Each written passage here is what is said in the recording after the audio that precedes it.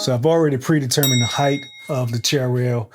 And so I'm going to use my laser to make it much easier to go ahead and get it nice and level. So whenever I'm doing slats or any walls of this such, I like to use glue, just that extra reinforcements, because sometimes you don't always get your brad nails to go into the stud, Now here you see me just measuring the length of my vertical slats that I'm going to use. And then next you'll see me kind of measuring, just kind of predetermining the distance. Where you see the tape is basically where my studs are. So I'm gonna try to get each slat, each board on a stud. So I really wanted to avoid that outlet and whatever that cable box was there, but I couldn't, because if you know anything about electricity, you have the box. Any kind of outlet box is basically attached to the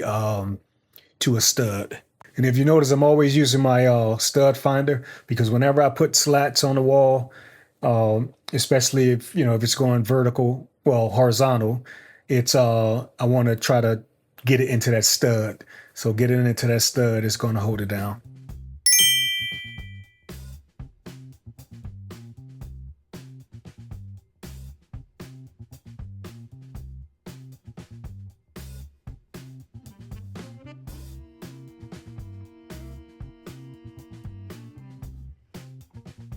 So here you see me doing some wood filling. Just try to slap it on there and get every crack, every crevice, and just fill it in. And I'm gonna go back and sand it down smooth. On this wall, I'm just doing a border, just a rectangular border.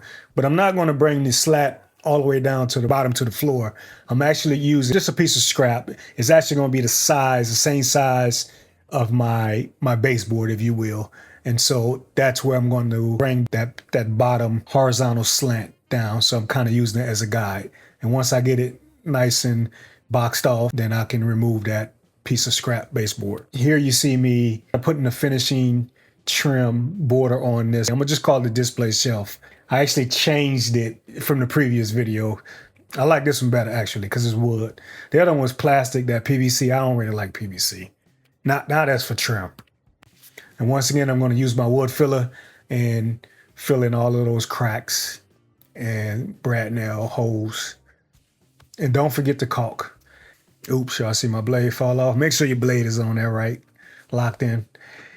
So right now I'm just trimming up this, I'm trimming up one of my slats.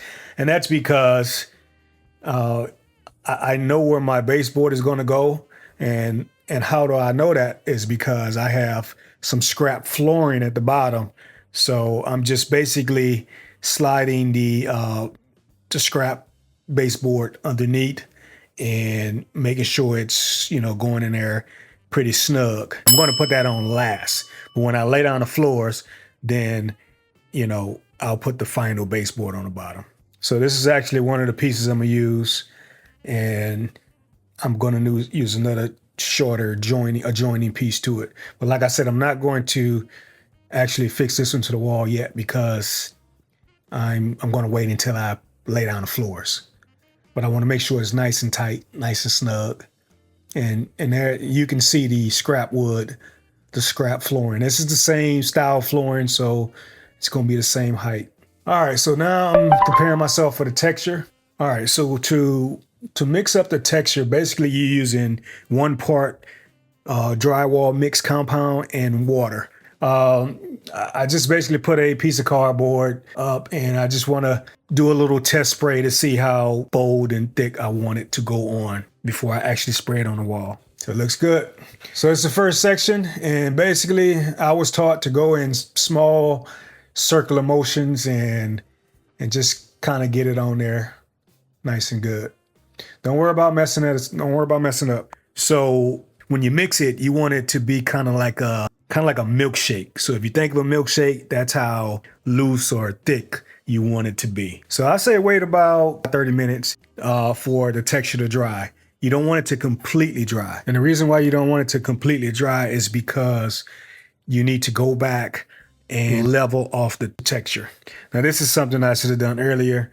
I'm taking down the old existing shelves. Basically, I was using the shelves to put the tubes on, and it kind of made it easier for me. So it's whatever you want to do. Take it down now, take it down later.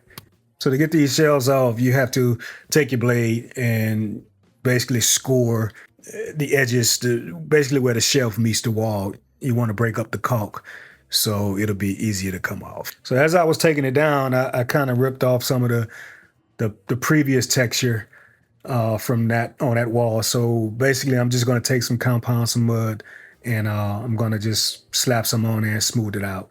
The texture on this wall is still good, and we're going to put some closets inside of it, so I'm not too much worried about the appearance of this wall. And now once my texture has all dried, I'm going to go ahead and prime all of the wall.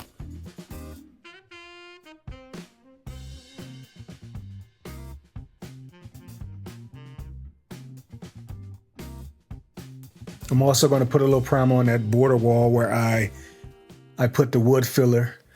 I've already smoothed it and sanded it down. You guys didn't see that in the video, but I'm go ahead and prime it as well. Now it's time to paint. Basically, I'm using my sprayer, and I'm just going to spray it. Now I had to spray it I do about two coats on it just to get it right and to match up with the adjacent wall as well. That's just doing some touch-up painting.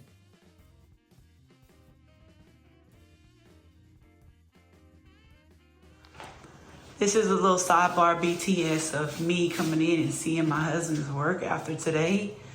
My baby been working hard. Work. He works so hard that he has painted the thumbtacks the same color as the wall.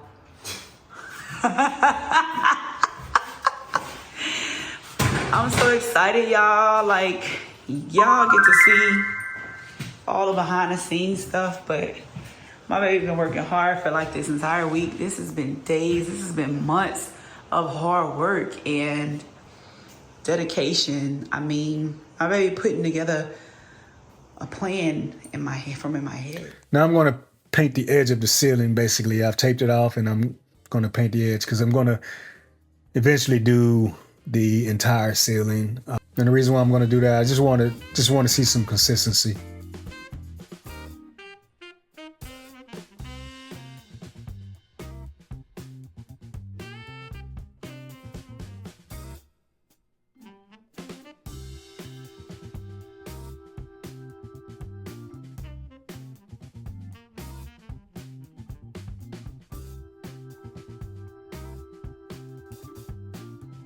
All right, so go ahead and check out the next video where we're going to do the chair rail, and I think I'm going to almost lose my marriage while we do the wallpaper together.